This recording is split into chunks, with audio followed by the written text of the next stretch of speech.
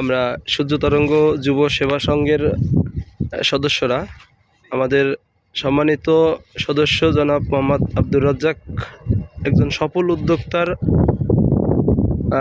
খামারে আসে খামার পরিদর্শনে।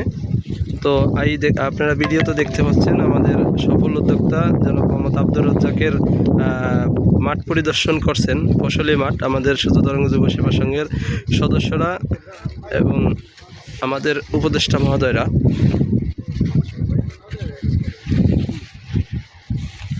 আপনারা দেখছেন আমাদের সূর্য তরঙ্গ যুব সেবা সংঘের সদস্য আব্দুর রাজ্জাক সাহেবের ফসলি জমি। দেখেন, এটা হচ্ছে গিয়ে আপনার খিরাইয়ের মাঠ।